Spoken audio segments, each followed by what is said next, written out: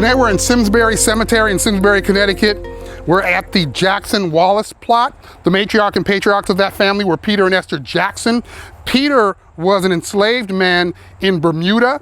He was said to have been brought here in trade for an enslaved man from here who was a Native American. Here he married Esther Wallace, the daughter of an enslaved man here by the name of London Wallace, who was enslaved to the Griffin family. Esther Wallace had 3 brothers who served in the Revolutionary War. Peter died, he drowned in Salmon Brook in 1810. Esther didn't pass away until 1857, so some 47 years later. Peter and Esther Jackson had 10 children. 7 of their grandsons fought in the Civil War. Of those 7, 6 of them died in different states, and their bodies never making it back to Connecticut.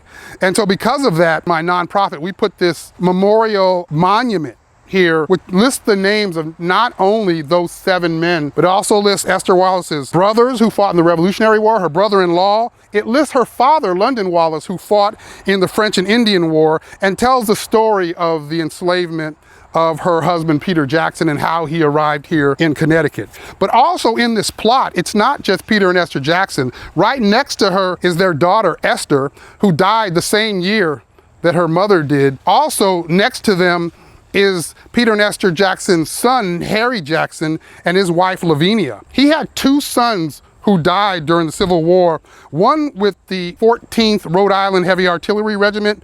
Body was never recovered, so we were able to work with the VA, and we had a cenotaph stone installed right in front of his parents. Also here are Peter and Esther's daughter, Phoebe Reeder. She was married to a man by the name of Gabriel Reeder, who died in 1861. He got into a quarrel with a man during a parade in Bloomfield, and both men fell, and a wagon ran over both of their heads, so it was kind of a horrific thing. But her husband passed away. She had 2 sons also who fought in the Civil War. One of them fought with the 54th Massachusetts Colored Regiment. Both died at war. Bodies never made it back to Connecticut. So this whole plot represents enslavement. It represents French and Indian War, Revolutionary War, Civil War, and just a historic African-American family whose story has never really been holistically told, and a site that I'm sure a lot of people pass by and don't even realize the history that exists here.